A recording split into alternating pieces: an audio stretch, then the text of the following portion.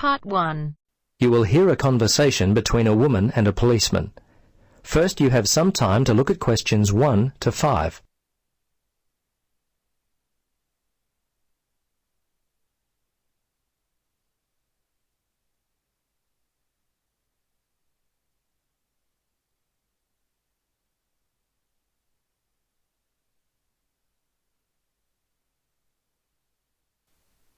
Now, listen carefully and answer questions 1 to 5.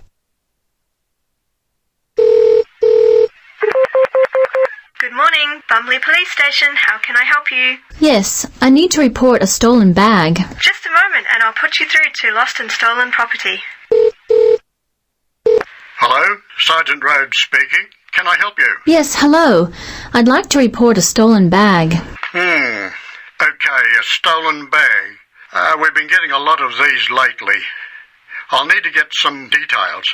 Let's see, when was the last time you had your bag? Well, about 2 hours ago. I just can't believe this has happened. I take it everywhere with me. It was given to me as a graduation present. I'm just so upset. Yes, I know. It's very frustrating. It seems like I put it down for a second, and then it was gone. Yes. Look, the good news is that most of the stolen bags in our area are found, usually without the money. So I'd be surprised if you don't get it back later. Tell me, what does the bag look like? Well, it's dark blue, cylindrical. It has 2 carry handles either side of a zipper on top. The zipper actually runs the length of the bag. It's a Vitoli bag. Okay. Are there any other identifying marks on the bag? Things that would be unique to it. Name tags, scuff marks, that kind of thing. Well, not really.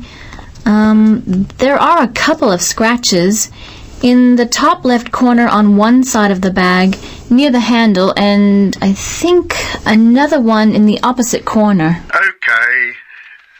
Scratches on opposite corners. Now, where were you when the bag went missing? Well, I remember the time. It was 12:15. Oh, no, actually, it was a bit after that, more like 12:25, because I was supposed to meet one of my friends for lunch at 12:30. Anyway, I was standing outside the supermarket when all of a sudden a group of teenagers came walking past. They must have been heading towards the cinema. They seemed to be in a hurry and probably late for the movie, so I stepped aside to let them by. When they'd passed by, I reached down to pick up my bag, and it was gone. I see. Now, can you remember the contents of the bag? Yes, let's see, my passport and some traveler's checks. Fortunately, I was carrying my camera, and I had my wallet in my pocket. They're the main valuable things. Okay. Anything else at all? Let's see. No, I think that was it. Oh, a few pens, but that's all really. As I say, nothing of real value. Okay. I'm going to have to get your details. Are you here on holiday? Yes, as a matter of fact, I am. I'm visiting from Canada. I've been here for 3 weeks already, but I'll be here for another month. Before you listen to the rest of the conversation, you have some time to look at questions 6 to 10.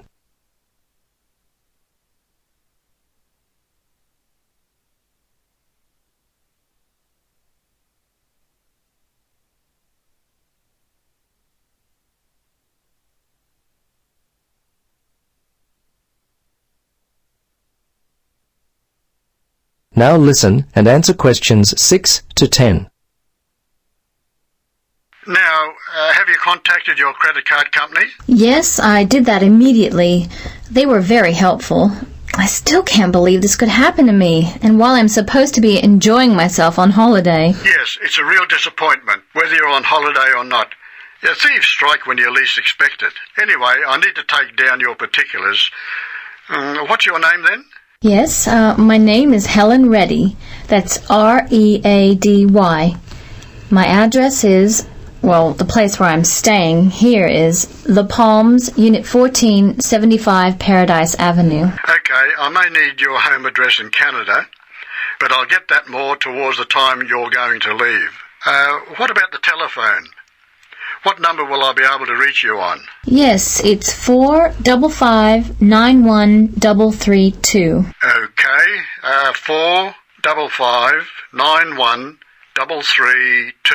And how much do you think the bag and contents are worth? Well, it's not really a big cost. Probably only $100. It's the inconvenience of it all. I understand. Look, we have a lot of lost or stolen property recovered daily. Come by the station tomorrow and have a look. As I said, there's a high chance that we'll get the bag back. Your passport at the very least. Okay, thanks for your help. See you tomorrow then. Bye. Yes, bye. That is the end of part 1. You now have half a minute to check your answers.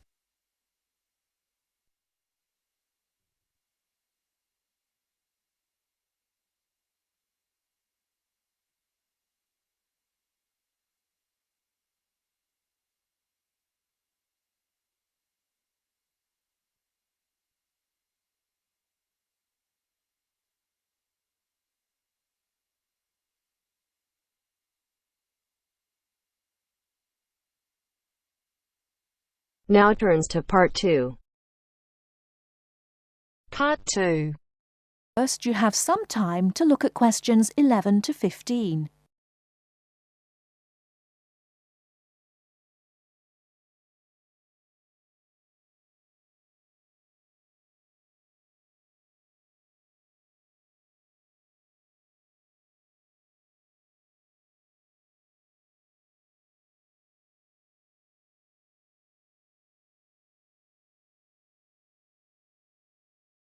Now, listen carefully and answer questions 11 to 15. Hi, everyone.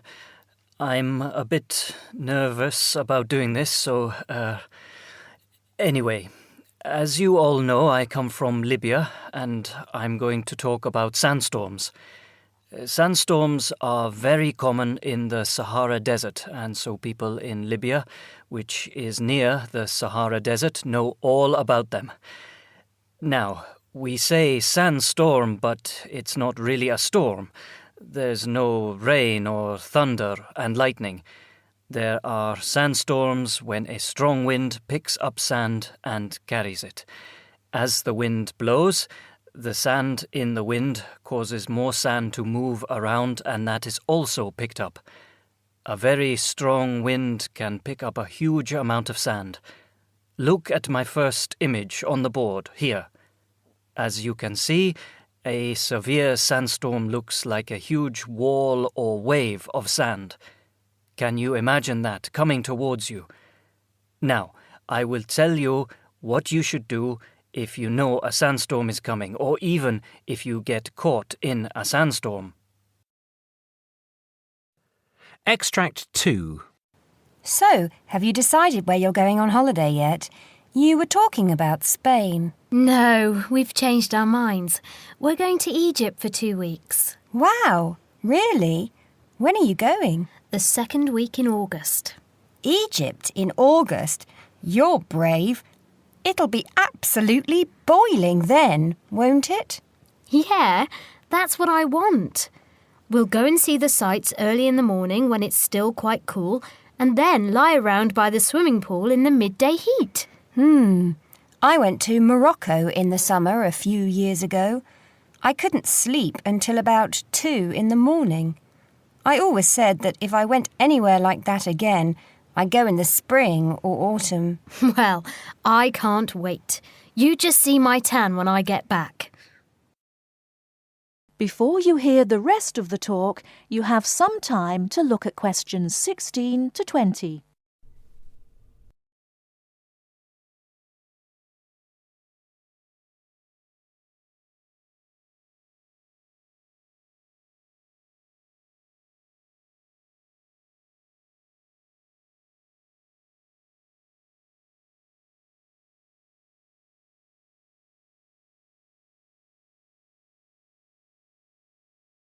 Now listen and answer questions 16 to 20. Good evening, Professor Drake, and welcome to the programme. Good evening. Now, as we have heard, it appears that there are a greater number of hurricanes now, particularly in the Atlantic, and that hurricanes are becoming more violent and causing more damage. First of all, could you explain what causes a hurricane? Yes, certainly. Hurricanes, or tropical cyclones as they are also known, are really huge storms, or a number of storms that occur together within a small area. They are caused by low pressure and moist air rising from the Earth's surface, usually the surface of the sea. As the moist air rises, it becomes warmer, and this is what forms the hurricane. If the hurricane is strong enough, it will develop an eye. The eye, which is circular, is at the centre of the hurricane and can be huge, 300 kilometres in diameter perhaps. The eye is usually calm. It is the area around the eye wall, where the storms occur.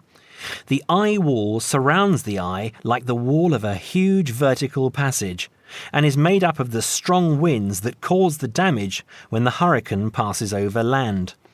Spreading out from the eye wall is the vast area of clouds and rain that we call the rain bands.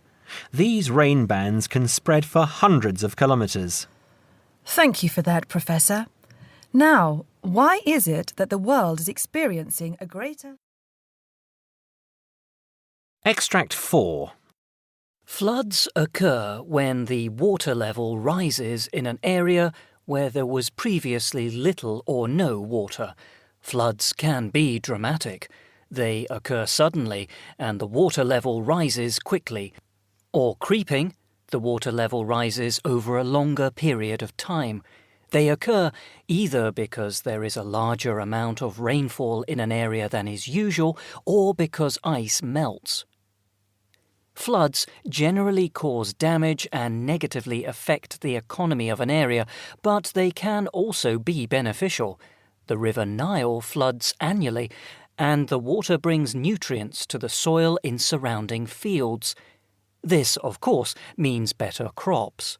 Most floods occur naturally, but they can be...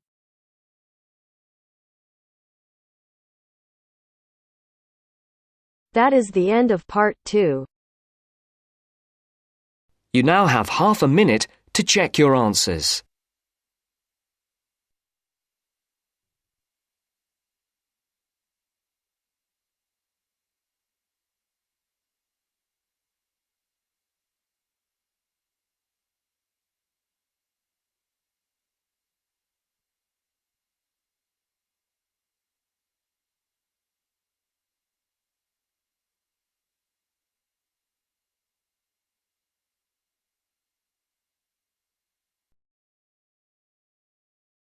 Part 3.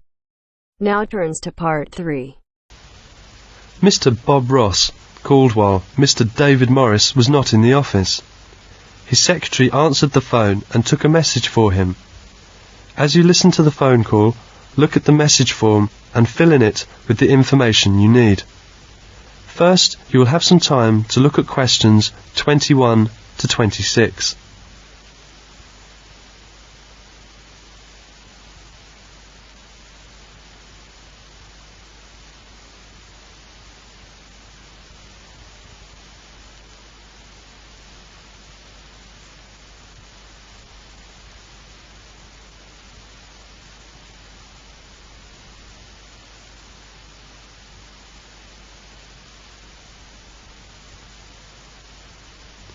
Now listen carefully and answer questions 21 to 26. Mr. Morris's office. Good afternoon. Good afternoon. May I speak to Mr. Morris? I'm afraid he's not in at the moment. Who's calling? This is Bob Ross of the Sales Association speaking. Sorry, I didn't catch your name. Bob Ross, R-O-S-S. Do you have any idea what time he'll be back? No, I don't, Mr. Ross. Would you like to leave a message? Yes. Will you tell Mr. Morris that I talked with Bill Smith in London this morning? Bill Smith? That's right. Bill told me that they are planning to have a sales meeting in Birmingham on the 12th, 13th and 14th of May. Yes, I have that. Birmingham, May the 12th, 13th and 14th. Right. And tell him that Bill said that they would like to have Mr. Morris speak to the group on the morning of the 12th. They want Mr. Morris to speak to the group. Yes, at 9 o'clock on the morning of the 12th. There will be about 80 people in the group. I see. Mr. Morris will be speaking to a group of about 80 people. Yes, about 80 salesmen from all over the country, and they'd like him to describe the new marketing plans. Where is the meeting to be held? At the Grant Hotel. Anything else? No, that's the message. May I have your phone number, just in case? Yes, that's 805-7492. Thank you very much. You're welcome, Mr. Ross. I'll give Mr. Morris the message as soon as he comes back. 5 minutes later, Mr. Morris comes back. I'm back. Did I have any calls? Yes, Mr. Hill called. He didn't leave a message. He said he'd call back tomorrow morning, and James Turner called twice. He's anxious to talk with you. He'd like you to call him as soon as you can. Did he leave a number? Yes, here it is. And Mr. Ross called just a few minutes ago. Did he want me to call him back? No, he left a message for you. Here it is. Mr. Morris called James Turner as soon as he came back. As you listen, complete the notes by writing no more than 3 words on each line. Now you will have some time to look at questions 27 to 30.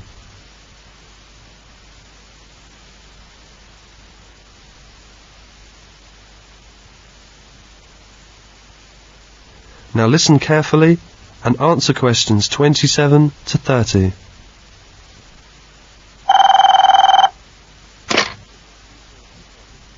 One 1562488. Could I speak to Mr. Turner, please? Speaking. Oh, it's you, James, is it? David here. Oh, hello, David. My secretary told me that you had called twice. Is there anything important? Yes, it looks as if I won't be able to keep the appointment we made. That was to be on Thursday, wasn't it? Yes, I'm so sorry. My uncle is arriving from America that afternoon, and we're having a party in the evening.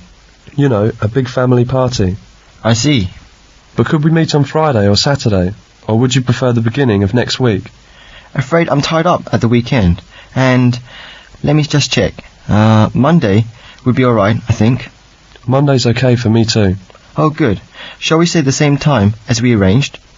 Could you come here at 11 o'clock? I'll show you round our place. We could have lunch together and then work out the terms of our contract in the afternoon. Yes, fine. I'll just note it down in my diary. That's Monday the 24th of April. Right, I'll be at your place at 11 o'clock. Hope I haven't messed up your arrangements too much. Oh no, these things happen, don't they? See you next Monday and have a nice weekend. Thanks, you too, David. Bye. That is the end of part 3. You now have half a minute to check your answers.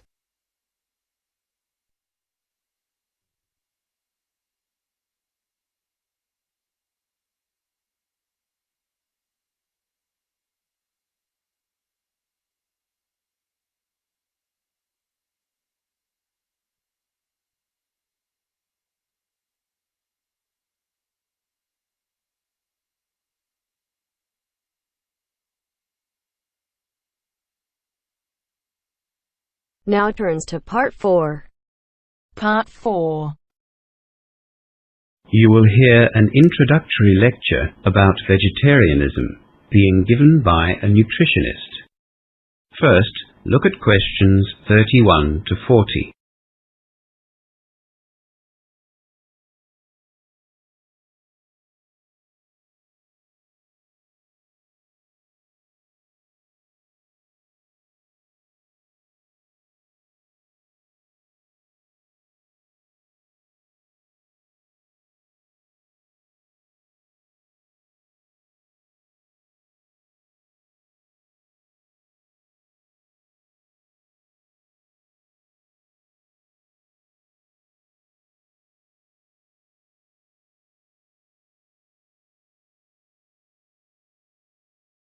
Now listen to the lecture and answer questions 31 to 40.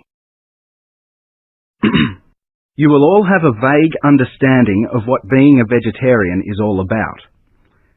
Vegetarianism has been practiced for thousands of years.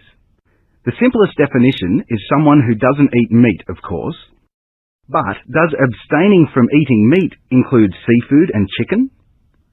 The fact of the matter is, that people adopt the label vegetarian but still eat meat, at least to varying degrees. Within true vegetarianism, that is where a vegetarian is someone who doesn't eat any meat at all, there are 3 subgroups.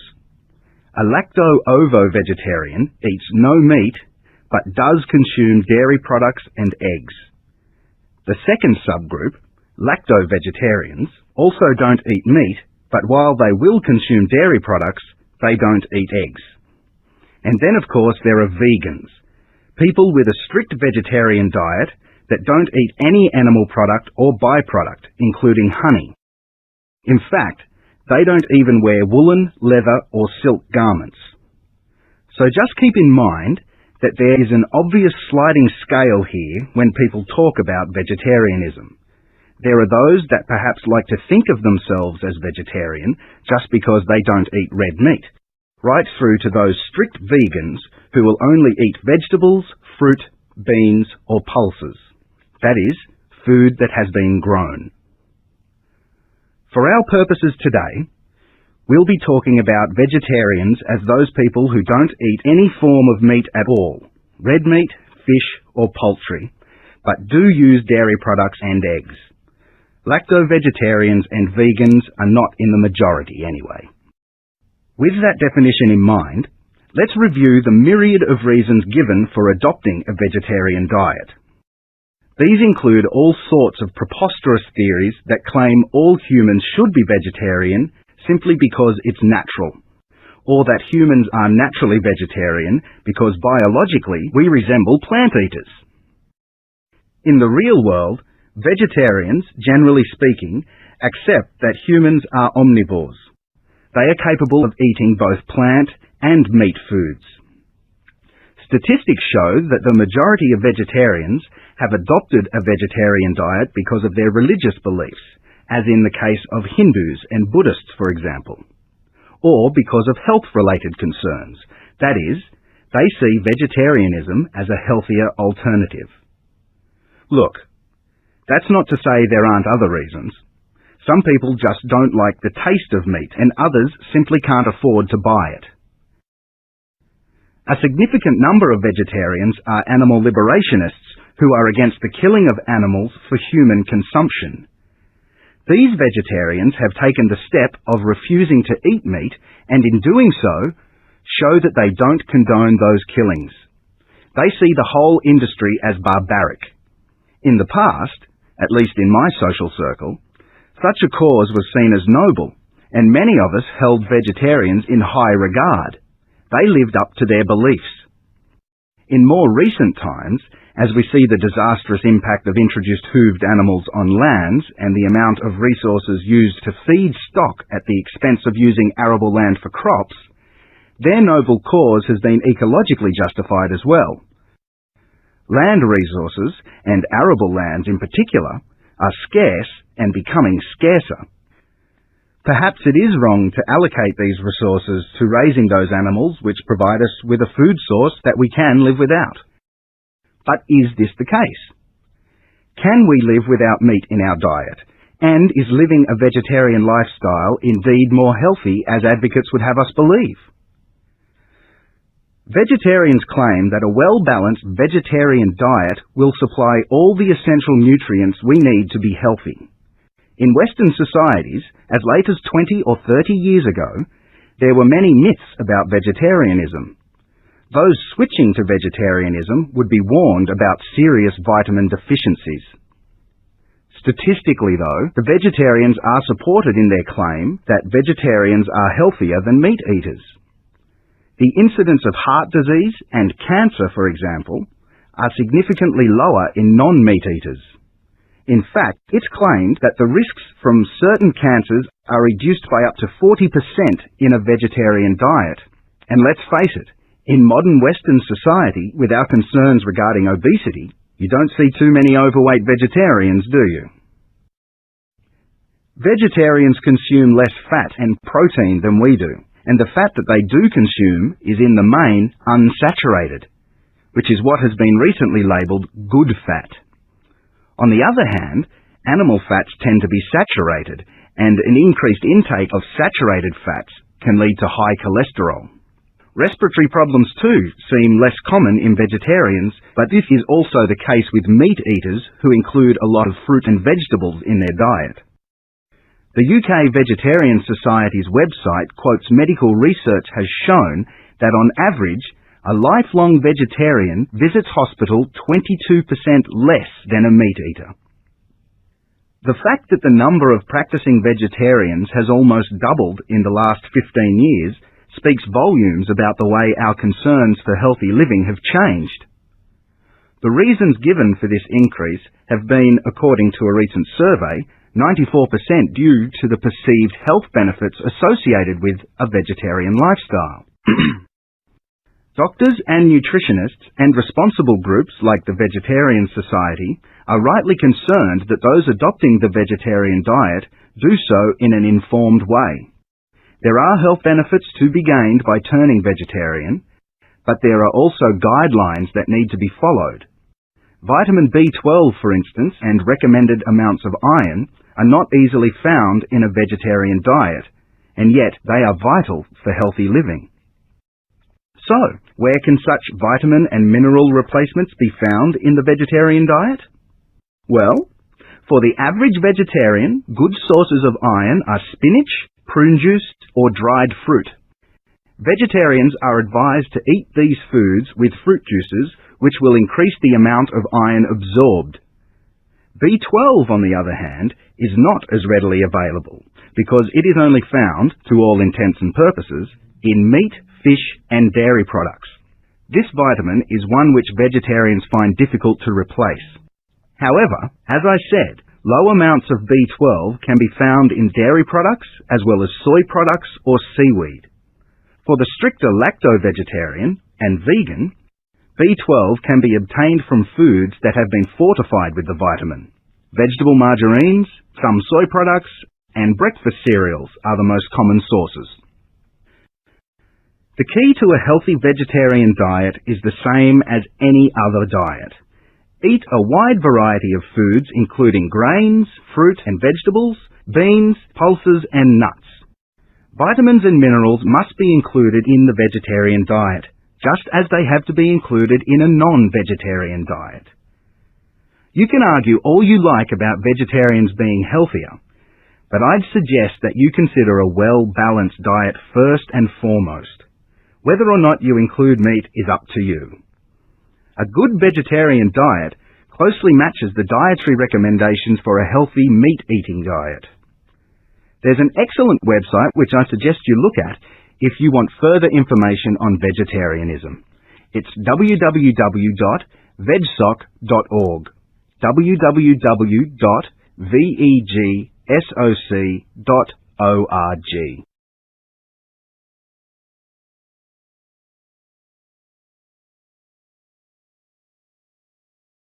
You now have half a minute to check your answers. That is the end of part 4. You now have half a minute to check your answers.